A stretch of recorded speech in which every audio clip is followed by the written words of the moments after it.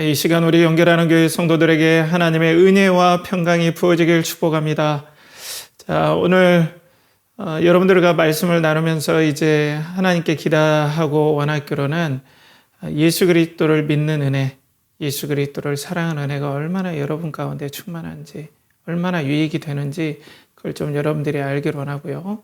또 공동체가 얼마나 소중한지, 또 우리 함께 신앙의 공동체를 이루보고자 하는 은혜들이 이 시간 부어지길 축복합니다. 요즘에 제가 책을 읽는데 토스트 아웃이라는 그런 어떤 용어를 좀 처음 접해봤어요. 여러분 아십니까? 토스트 아웃. 그러니까 토스트가 구워지잖아요, 여러분. 토스트 아웃이라는 건 요즘 번아웃, 완전히 재가 돼서 타다. 이 이전 단계를 토스트 아웃이라고 합니다. 그러니까 사람들이 번아웃은 아니지만 엄청난 피곤을 느끼는 경우가 많대요, 요즘에. 이전에도 피곤했지만 제 느낌으로는 정신적으로 많이 피곤한 것 같아요. 지친 것 같아요.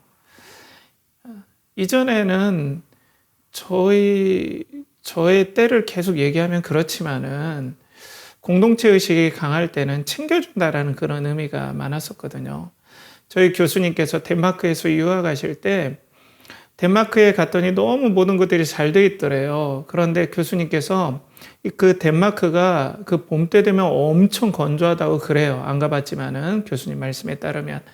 그래서 교수님께서 막 재채기가 나오고 한국에서는 그렇지 않았는데 막 알러지 증상들이 막 일어나고 코에서 막 코피를 쏟고 그러더래요. 그래서 완전히 넉다운이 된 거예요.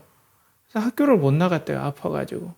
그런데 며칠간 제가 며칠인지 모르지만은 꽤 오랫동안 학교를 못 나갔는데도 교수님 말씀으로는 그분 말씀으로는 개미 새끼 한 마리 찾아오지 않았다.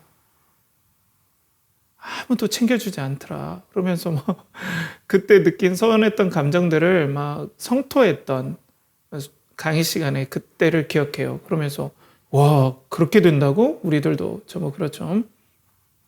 당시에 아니 학우가 결석을 했는데 동기들이 찾아와 보지도 않는다고?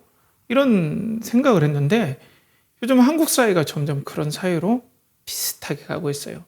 물론 덴마크하고는 아무리 가도 다르겠지만 우리 한국 사회도 개인주의화 되어 가고 있다.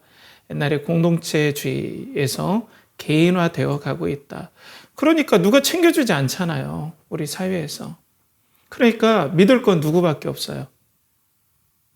이럴 때 믿을 때 누구밖에 없겠습니까? 자기 자신밖에 없잖아요. 그러니까 내가 나를 챙겨야지. 그러니까 내가 나의 전투력을 올리고 나의 상품 가치를 올리고 나의 경쟁력을 내가 높여야 된다 하면서 치열하게 사는 거예요. 자기 개발을 위해서. 이걸 요즘 나오는 별로 좋아하지 않는 말이지만 갓생이라는 말을 많이 쓰죠. 아주 대단한 삶, 엄청난 자기관리. 이게 여기서 나온 거예요. 누구도 챙겨주지 않고 옛날에는 부족한 부분들을 공동체에서 챙겨주고 아프면 와보고 힘들면 같이 손잡아주고 좀 공동체주의가 무조건 다 좋다는 건 아니라 그 장점을 얘기하는 거예요.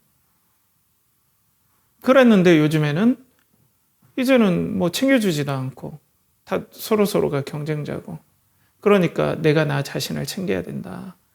내 자신의 경쟁력을 높여야 된다. 부지런히 나 자신의 건강, 외모, 스펙 이런 것들에 부단히 애를 쓰는 삶을 갓생이라고 하죠. 그래서 여러분 김남도 교수님이라고 이분이 옛날에 아파야 청춘이다 이런 말로 많이 아프니까 청춘이다니까 그러면 사람들이 비난하는 말도 했었는데 이분이 여러 이제 트렌디한 트렌드 2025 이런 책들 이분 책들을 제가 잘 사서 읽어봐요. 또 참고해 보는데 김남도 교수님과 또 이 공저로 이렇게 쓰신 책에서 제가 말씀드린 부분들이 이렇게 나오더라고요. 거기에 보면 왜 이렇게 많은 사람들이 토스트 아웃을 호소하게 되었을까요? 다양한 이유가 있겠지만 매일매일 생산적으로 부지런히 살아내야 하는 이른바 갓생이 그 원인 중 하나로 지목됩니다. 부지런히 자기 개발을 하고 해야 할 일을 완벽히 해내며 건강까지 챙기는 삶이 이상적으로 여겨지는 시대니까요. 그러니까 내가 내 자신을 챙기지 않으면 도태되는 삶, 챙겨주지 않는 삶, 옛날에 북유럽에서나 볼 수 있었던 비슷한 모습이 한국 사회에서 일어나니까 이제는 뭐 자기 개발에 엄청 몰두하는데 이게 피곤하더라. 토스트아웃, 번아웃 직전까지 많은 젊은 여성들도 남성들도 이렇게 가더라. 어떻게 보면 외로운 시대인 것 같아요. 공동체주의로 가면은 또 여러 제한들이 있고 또 간섭들이 있지만 거기에 대한 장점이 있고, 개인주의와 가면 또 여기에 대한 장점이 있지만 여기에 단점이 있는데, 이런 단점들이 부각되면 좀 안타깝기도 하죠. 그러니까 오히려 요즘에는 공동체에 대해서 더 관심이 집중이 되겠죠. 여러분들 그렇지 않나요? 그러면 공동체가 어떤 장점이 있을까? 또 진정한 공동체는 이런 너무나 외롭고 각자 도생인 이 세상에서 우리들에게 어떤 힘과 꿈을 줄까? 그렇다면 조금 더 좁혀볼까요? 우리 신앙 공동체가 우리들에게 주는 어떤 소망과 희망은 어디 있을까? 우리는 어떤 공동체를 이루어야 될까? 이런 생각들을 좀 해보지 않겠습니까, 여러분? 오늘 말씀도 동일하게 이제 사도 바울이 이제 사울로 쭉쭉 나오는데, 사울이 예수 그리스도의 복음을 접하고 다메섹 도상에서 예수님을 만나고 난 다음에 아나니아라는 형제를 통해서 눈이 뜨고 난 다음에 다메섹에서 예수 그리스도를 각 회당에서, 자기가 그 회당에서 예수님 믿는 사람을 잡으러 갔는데, 이제는 각 회당에서 자기가 예수 그리스도를 전파하니까 너무나 사람들이, 기존의 유대인들이 황당해했죠. 그리고 난 다음에 여러 해가 지난 다음 한 3년 정도가 된 것 같아요. 어떤 성경사적으로 이렇게 계산을 해보면 계속해서 예수님을 전하니까 유대인들이 사도 바울을 죽이려고 했고, 거기에서 사도 바울은 벌써 제자를 삼고 함께하는 그런 사람들을 만들어 놨으므로 그들의 도움을 받아서 다메섹 성벽을 통해서 도망치는, 탈출하는 그런 일들까지 우리가 함께 봤습니다. 그리고 난 다음에 세월이 지난 다음에 이제 사도 바울이 예루살렘에 가요. 사도들과 함께 교제하기 위해서. 저 이렇게 변했습니다.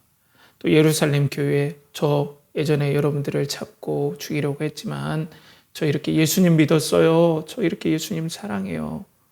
라고 이제 그 교회를 찾아가는 거예요. 그런데 여러분 생각해 보십시오. 일본 순사가, 예를 들어서 일제강점기 때 독립군을 잡으러 다녔던 일본 순사가 갑자기 독립군이 됐다고, 독립군 아지트에 유명했던 일본 순사라고 생각해봐요. 변절자죠. 우리나라로 말하면 사쿠라라고 해가지고 변절자. 같은 동포지만 그 동포를 일본 앞잡이가 되어서 독립군을 잡아서 넘기고 죽이고 했던 그 사람이 갑자기 독립군 근거지에 가서 저도 독립군입니다 나타나면 얼마나 황당하겠습니까? 쉽지 않죠, 받아들이기가. 자, 오늘 26절에 이제 이 말씀이 나오죠. 사울이 예루살렘에 가서 제자들을 사귀고자 하나 다 두려워하여 그가 제자됨을 믿지 아니하니. 두려워했다라는 것은 포비아의 원어를 쓰는 그런 단어를 여기서 써요. 그러니까 공포스러웠다. 그 예루살렘 교회에서 이 사람 때문에 죽은, 자기 어머니가 죽을 수도 있고 자기 아내가 죽을 수도 있고 형제가 이 사람 때문에 사도 바울이 잡아가서 죽였던 거예요. 근데 그 사람이 나타나서 저도 형제입니다 하니까 두려워하죠. 공포스럽죠.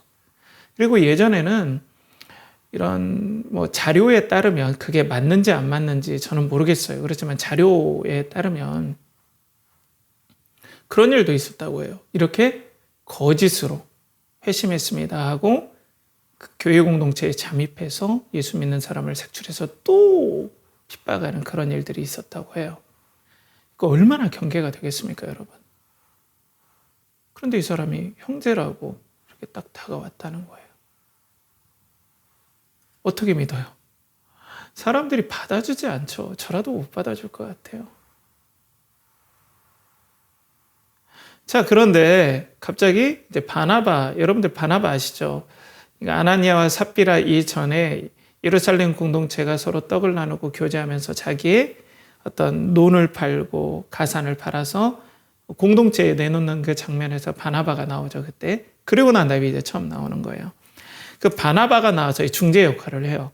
27절에서 29절 말씀을 보면 바나바가 데리고 사도들에게 가서 그가 길에서 어떻게 주를 보았는지와 주께서 그에게 말씀하신 일과 다메섹에서 그가 어떻게 예수의 이름으로 담대히 말하였는지를 전하니라. 사울의 제자들과 함께해서 예루살렘을 출입하며 또 주 예수의 이름으로 담대히 말하고 헬라파 유대인들과 함께 말하며 변론하니 그 사람들이 죽이려고 힘쓰거늘. 바나바가 위로의 아들이란 뜻이죠. 그러니까 이렇게 인간관계 면에서 참 바나바가 초대교회에서 성도들과 성도들의 갈등을 해결해주고 상처받은 사람들을 가서 도와주고 사랑으로 격려해주고 가난한 성도들을 돌보주기 때문에 성도들에게 너무나 깊은 신임, 또 신뢰, 그리고 존경들을 받았던 사람이었던 것 같아요. 근데 이 바나바가 중재를 해요. 다메섹에서 있었던 일들을 아마 바나바가 들었던 것 같아요. 사울의 일을. 그가 다메섹 도상에서 예수님을 만났고 3년 동안 예수 그리스도를 믿음으로 말미암아 그가 예수 그리스도를 각 회당에서 담대히 예수의 이름을 전했다. 그리고 이가 정말로 제자도 삼고 이런 일들을 예루살렘 교회 성도들에게 적극적으로 중재하면서 이 사도 바울을 함께 이렇게 자기의 명예를 걸고 자기 이름을 걸고 이렇게 보증을 했던 그런 일들이 있었기 때문에 이제 사도 바울이 예루살렘 교회 그 이전에 사울이라는 악랄한 이름 성도들을 죽이고 옥에 가두고 했던 그 악랄한 사람이 교회에 받아들여지게 되죠. 그러면 여러분 사도 바울 때문에 바나바 때문에 사도 바울이 교회에서 받아쳤을까요? 이 사람의 어떤 중간의 보증 때문에? 저는 이제 말씀을 묵상하면서 여기에서 계속해서 반복되는 것들을 좀 보게 되었어요. 그게 뭐냐면 예수의 이름이에요. 27절에 예수의 이름, 또 29절에 주 예수의 이름. 그러니까 도무지 나는 바나바가 얘기할지라도 도무지 못 믿겠다. 그런데 성도들이 이 사도 바울을 공동체로 받아들였던 그 핵심적인 이유는 뭐냐면 주 예수의 이름을 전파하더라. 주 예수의 이름을 시인하더라. 우리 주 예수 그리스도의 이름을 사랑하더라. 여기에 성도들의 마음이 오픈되어지고 열어지고 하나가 되었던 거예요. 우리 주 예수의 이름이 어떤 이름입니까? 참 하나님이시면서 참 사람으로 이 땅에 오신 그 예수님. 우리의 죄와 허물을 위해서 십자가에서 돌아가신 예수 그리스도. 성령을 기름 붓듯 성령 세례를 부어주신 분, 하나님 나라에 시작하신 분. 성령님을 통하여서 주 예수 그리스도의 영광을 받던 성도들.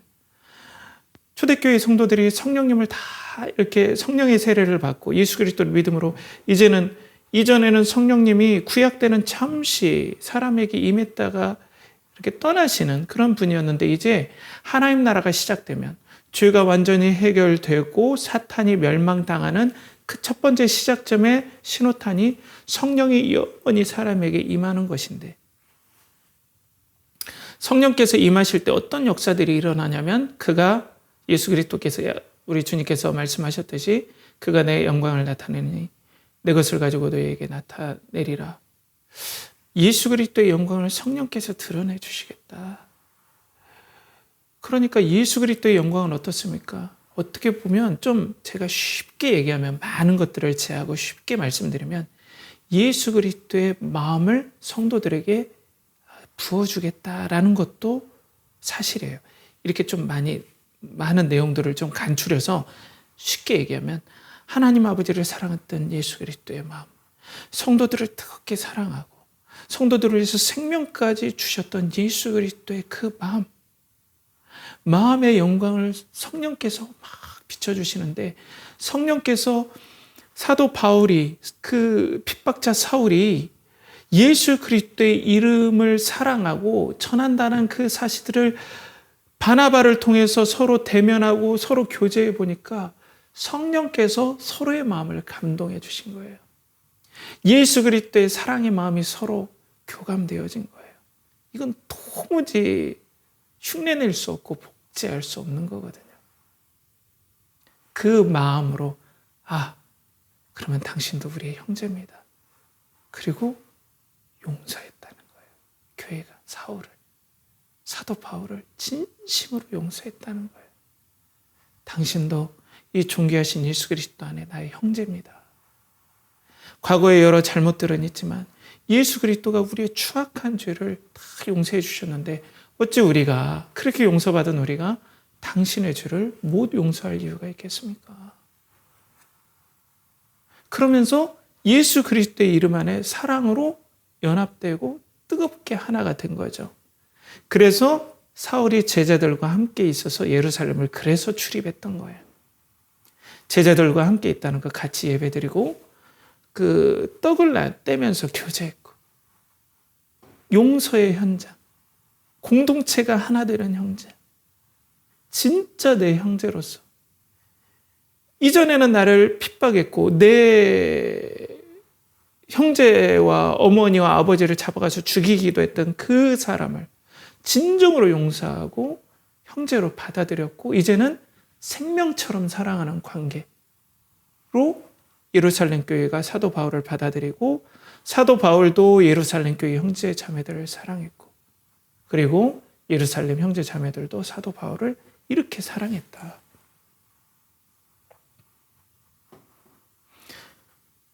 그리고 또 주 예수의 이름으로 이렇게 담대히 전파하는 사울이 헬라파 유대인들, 그러니까 이제 헬라파 유대인들은 두 종류라고 생각하면 돼요.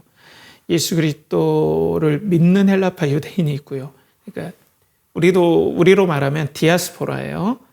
재미교포, 제일교포 하듯이. 근데 그 사람들이 예루살렘으로 정착해서 온 사람들 중에 또 두 부류가 나눠요. 복잡하죠? 예수님을 믿는 헬라파 유대인들을 통해서 지금 이제 막 복음이 이방 땅으로 퍼져 나갈 것이고요. 또 반대로 율법주의적이고 예수님을 싫어하는 헬라파 유대인들의 부류가 또 있어요. 이들의 회당이 따로 있었어요. 그게 이제 이전에 우리가 스데반 집사님이 이 예수님을 싫어하는 헬라파 유대인들과 논쟁하면서 그 설교했던 그 부분들을 우리가 나눴던 걸 기억하실 거예요. 그런 헬라파 유대인들하고 이제는 적극적으로 변론했던 거예요. 근데 사도 바울이 자기도 헬라파 유대인이거든요. 어떻게 보면 길리기아 다수 사람이거든요. 지금의 터키 지방에 이 사람도 헬라파 유대인 쪽에 속하는데 이전에는 이쪽 공동체였거든요. 크리스찬들을 죽이는 공동체 형제 자매라고 했던 사람이 갑자기 가서 나 예수 그리스도 안에서 예수 그리스도가 나의 생명이고 예수 그리스도가 하나님 나라의 왕이시고 우리의 그리스도 되신다. 메시아가 되신다. 이렇게 전파하니까 황당한 거죠. 그렇기 때문에 이 헬라파 유대인들이 사도 바울을 죽이려고 하는 거죠. 얼마나 죽이려는 시도가 성경에는 나와 있지 않지만 얼마나 많았겠습니까? 그런데 예루살렘 교회가 사도 바울을 생명처럼 사랑하고 보호해 준 거예요. 자, 그렇기 때문에 여기에서 오늘 우리들에게 무엇을 보여줍니까? 공동체의 아름다운 모습들을 보여주죠. 우리 연결하는 교회가 신앙 공동체를 이루고자 하는데 어떤 공동체가 되어야 하겠습니까? 예수 그리스도의 이름으로 서로 생명처럼 사랑하는 공동체가 되어야 된다라고 오늘 말씀을 우리들에게 말씀해 주시죠. 여러분, 근데 이게 그냥 그래 우리는 사랑해요, 축복합니다 이런 게 아니라 예수 그리스도의 그 자신을 전부 주신 사랑, 진실하게 나를 예수님과 원수되었었는데 하나님과 원수된 나를 완전히 용서하신 그 사랑이 내 영혼과 내 정서에 깊이 와닿는 사람, 이런 사람이 예수님을 믿는 거 아닐까요? 물론 지식적으로도 예수님을 믿는 게 포함이 되죠. 그렇지만 저는 이 정서까지라고 봐요. 예수님은 저의 전부입니다. 예수님이 이렇게 나를 용서해 주셨는데 어떻게 내가 다른 사람을 용서 못한다고 할 수 있고, 난 이렇게 사랑을 받았는데, 이런 말할 수 없는 이 뜨거운 사랑을 받았는데 내가 어떻게 다른 사람들에게 사랑을 베풀지 않으면 내 마음이 너무나 양심의 가책을 받는다는 거예요. 그렇기 때문에 교회는 이런 은혜를 경험했기 때문에 서로 사랑하고 서로 덮어주고 서로 위로해주고 격려해주는 사랑의 공동체로 세워질 수밖에 없다. 진짜 교회는. 진짜 교회, 가짜 교회 하면 너무 극단적입니다만 건강한 교회라고 할까요? 그러면 좋아요. 어떤 말이든 간에. 그러면 연결하는 교회는 어때요? 예수 그리스도의 이름으로 서로 진심으로 사랑하는 교회예요. 우리 교회는 인터넷으로 예배드립니다. 왜? 공간이 없기 때문에. 정말 마음 아파요. 그걸 위해서 기도해요. 그걸 차지하더라도, 차차하더라도. 여러분은 저를 어떻게 보시나요? 우리 형제 자매님. 그냥 목사님? 언제든지 잊혀질 수 있는? 우리 가족들도 제가 가장이긴 합니다만 또 목사이기도 하죠. 서로에게 우리는 어떤 존재인가요? 그냥 어떤 문서상의 그런 관계인가요? 저는 그런 관계가 되지 않기로 해요, 여러분. 우리 연결하는 교회는 예수의 이름으로 서로 생명처럼 사랑하는 공동체가 되어야 될 줄 믿습니다. 이게 아니면 이 각자 도생의 사회, 갓생하는 사회에서 여러분 어디에서 평강을 얻겠습니까? 얻을 수 없어요. 그 안에 수고와 슬픔뿐이고 눈물밖에 없어요. 겉으로 보는 화려한 모습 뒤에 여러분 치열한 마치 오리가 아니면 거위가 잔잔한 호수에도 너무나 우아하겠지만 팔은 쉴 수 없이 움직이듯이 우리 삶 가운데 많은 성취를 이뤘다. 그리고 엄청난 존경과 그리고 엄청난 주목을 받는 사람, 그런 사람들의 마음은 쉴 수 없이 움직이는 피곤함에 토스트아웃, 번아웃에 시달리고 있다는 거죠. 여기서 진정한 안식은 이 모든 것들을 내려놔도 생명처럼 사랑해 주시는 예수 그리스도의 이름 안에서 서로 사랑을 나누고 섬기는 이런 공동체 안에서야만이 예수 그리스도의 안식을 서로 나눌 수 있고 또 서로 누릴 수 있고 거기서 쉼을 진짜 얻는 거예요. 그런 공동체가 되길 간절히 원하고 여러분들이 그런 지체가 되길 간절히 축복합니다. 그런데 저는 여러분들께 간혹가다 고백했지만 전 처음에 개척했을 때 별다른 게 없었어요. 저라고 뭐 별게 있겠습니까, 여러분? 저 그냥 잘하고 싶었어요. 처음 영상을 제가 지웠나 안 지웠나 모르겠지만 뭐 이것저것 시도해본다고 막 시도도 해보고 왜? 좀 성장시켜야 되니까. 코로나 때 개척해가지고 아무것도 없는데 그래도 뭔가 성과를 이뤄내니까 나름대로 뭐 부단히 노력했죠. 성장하고 싶어서. 이대로는 안 된다. 뭔가 사람들에게 성과를 보여줘야 된다.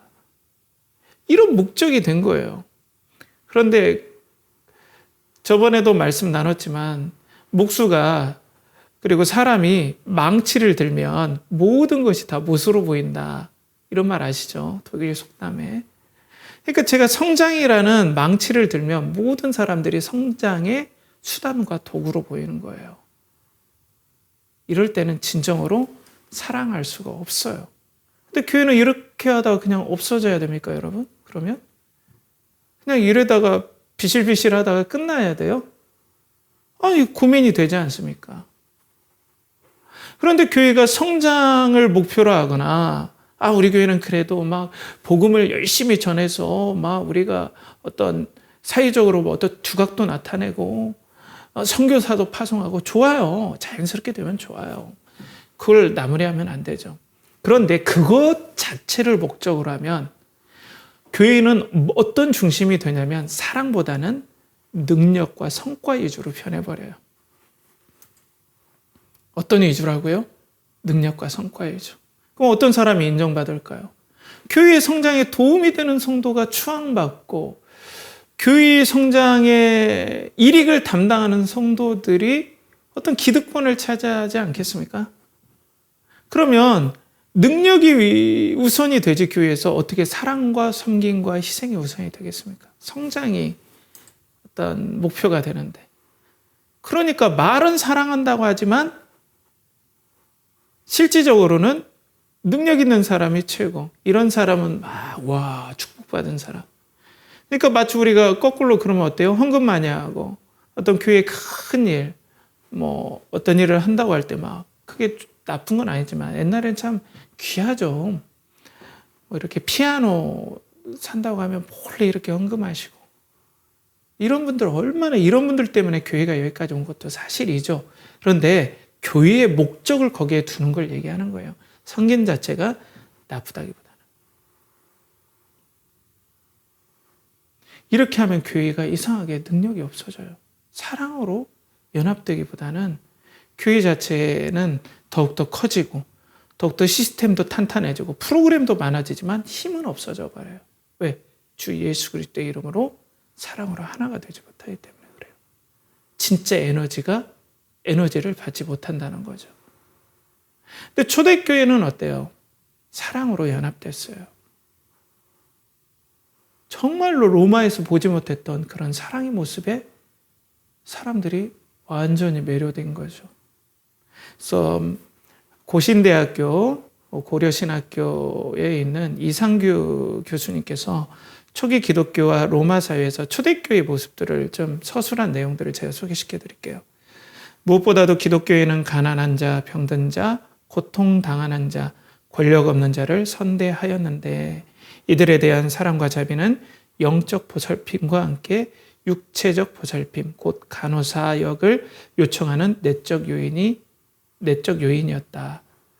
이분은 이제 교회가 간호사의 역할, 이 병원의 어떤 시초가 교회다 이런 것들을 설명하면서 이제 이런 부분을 말씀하셨는데 교회가 그 로마에 있는 교회들은 우리 교회가 성장하고 로마에서 영향력을 끼치는데 도움 있는 사람들을 어떻게 해서든지 어떤 모집하고 그런 사람으로 새를 불리려는 게 목적이 아니었다는 거예요. 예수 그리스도의 이름으로 서로 사랑하다 보니까 가난한 자, 또 실패한 자, 또 병든 자. 그래서 로마의 전염병이 창궐할 때 모든 사람이 도망쳤는데 크리스찬들이 남아서 시체를 치우고 간호해주고 그러다 자신도 병에 걸려서 죽기도 하고. 왜? 사랑의 공동체니까. 여러분, 저를 위해서도 기도하고 우리 같이 함께 기도해요. 이런 공동체가 되도록. 저도 한 주 동안 너무 고민을 많이 했어요. 난 무엇을 위해 목회하려고 하는가? 성장인가? 성장 안 하고 이렇게 끝나면은 하나님께 영광이 되겠는가? 그런데 계속해서 아니 주 예수 그리스도의 이름으로 사랑하지도 않고 등치만 키우면 뭐 하는가?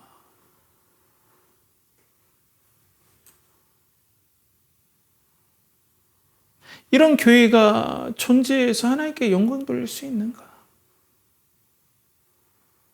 때문에 저는 더 요즘 기도하고 있습니다. 예수님, 용기를 주십시오.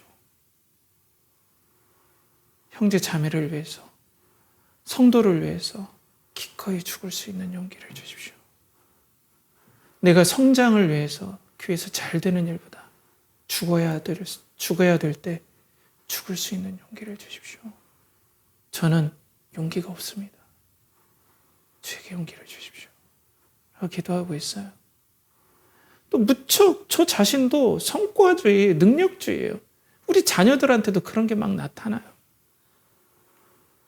자녀들한테 미안한 부분들을 나누기도 했지만 저도 그렇게 부족합니다. 그렇지만 저는 우리 연결하는 교회가 예수 그리스도의 이름으로 서로 사랑하는 교회로 계속해서 나아가려고 해요. 그리고 사랑하는 사람들이 겪는 두려움이 있어요. 여러분, 누군가를 특히 사랑해 봤습니까? 그러니까 사랑하기에 주저거리는 사람은 두 부류예요. 아예 사랑에 관심이 없는 사람이 있는데 그런 사람이야 변하면 되지만은 이런 사람이 좀 어려워요. 누군가를 진짜 존경하고 사랑하고 마음과 모든 것들을 다해 섬겨주고 위로해주고 그 편에 서주고 남들한테 눈치를 봤지만 그 사람 편에 서줘서 정말 열심히 그 사람을 도왔는데 그 사람이 나중에 자기가 편해지고 살만하니까 헌신짝 버리듯이 버리는 경우, 이런 걸 경험하면 사랑하기가 진짜 무서워져요.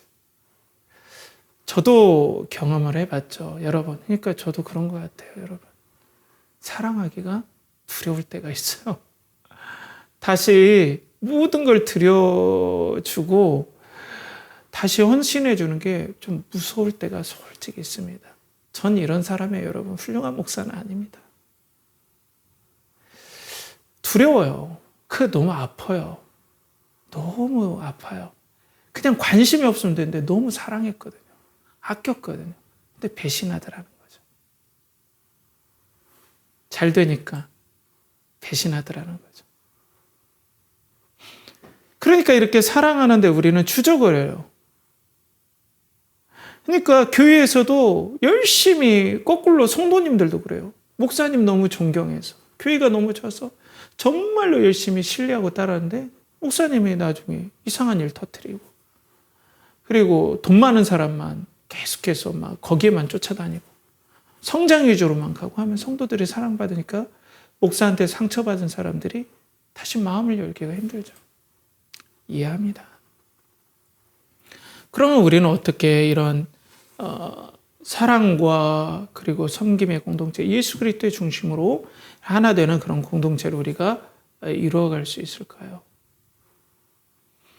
자, 보면은 오늘 30절에서 31절 말씀 보면은 형제들이 알고 가이사랴로 데리고 내려가서 다소로 보내니라. 그리하여 온 유대와 갈릴리와 사마리아 교회가 평안히 든든히 서가고 주를 경외함과 성령의 위로로 진행하여 수가 더 많아지니라. 이제 사도 바울을 헬라파 유대인들이 죽이려고 하니까 성도들이 자기 형제를 죽였던, 자기 가족을 죽였던 그 사도 바울을 형제도 받아들였던 예루살렘 교회 성도들이 이제는 어떻게 했어요? 자신의 목숨을 걸고 사도 바울을 보호했을 뿐 아니라 이 사도 바울을 길리기아 다소, 사도 바울의 고향으로 보내줘요.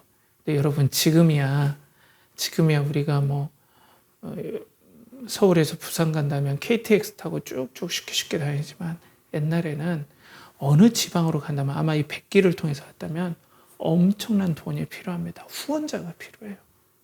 가난한 사람은 여행도 못 다녀요, 옛날에는.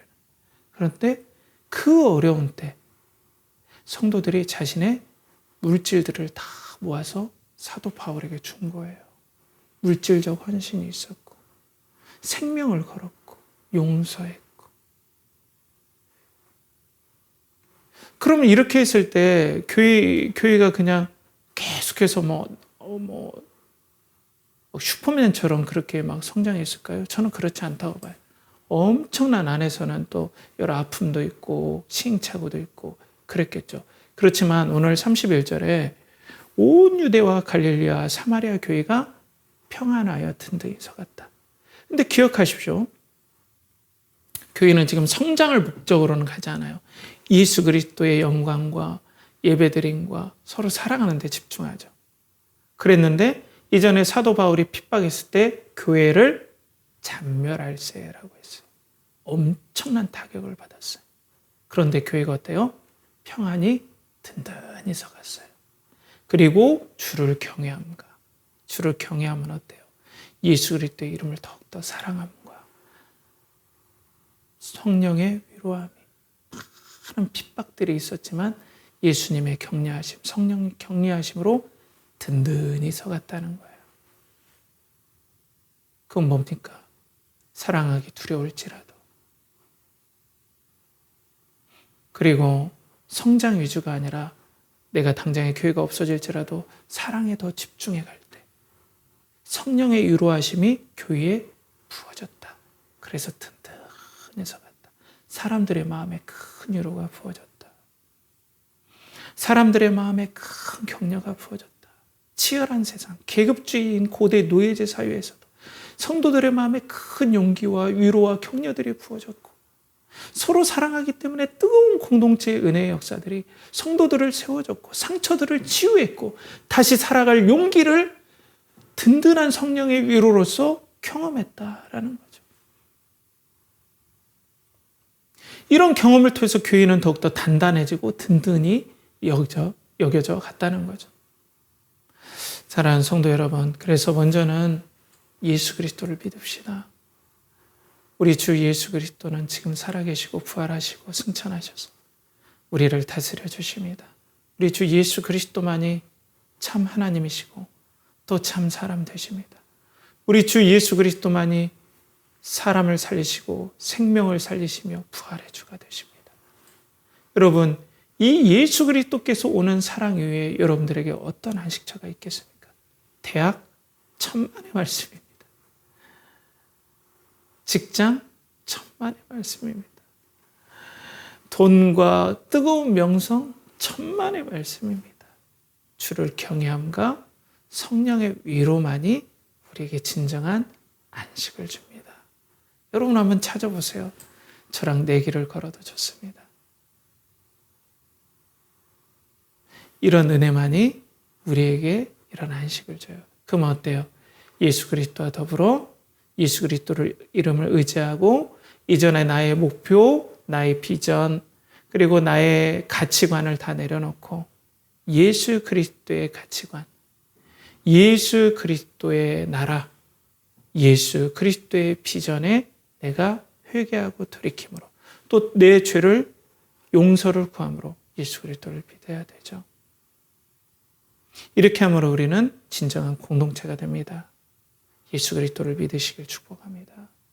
예수 믿는 역사들이 여러분 가운데 일어나길 축복해. 그냥 예수 믿어요가 아니라 이게 정서상으로 참 예수의 사랑이 나에게 빌려오고 이게 받아들여지고 그럴 때 마음이 뜨거워지고 주의 위로가 충만해서 갓생을 살아야 되는 이 시대에서 예수 그리스도 안에서 말할 수 없는 위로를 경험하고 또 내가 받은 사랑을 내가 사랑하지 않으면 양심의 거리낌이 될 정도로 나에게 사랑이 부어질 때 우리는 이 험한 세상에 살아갈 용기가 있다는 거죠.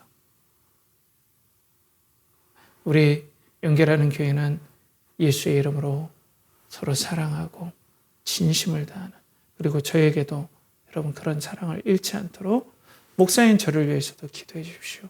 그리고 우리는 그냥 말로만 형제 자매가 아니라 성도가 아니라 이런 사랑으로 하나 돼서 정말로 내 피부치보다 더 사랑하는 관계. 그렇기 때문에 너무나 교회가 커지면 이런 것들을 하지 못할 수도 있으니까 모르겠어요. 우리는 성장보다는 이 사랑에 집중하고 교제하며 진심으로 사랑하는 나누는 공동체가 되고 또 이러한 공동체를 이뤄나가는 우리 연결하는 교회 성도들 되길 간절히 축복합니다. 기도하겠습니다. 하나님, 오늘도 예루살렘 교회는 자기의 형제 자매들을 죽였고 또 핍박했던 사도 바울을 예수 그리스도의 이름 안에 사랑으로 받아들이고 또 진정으로 사랑하고 또 사랑으로 연합하는 것들을 우리는 보았습니다.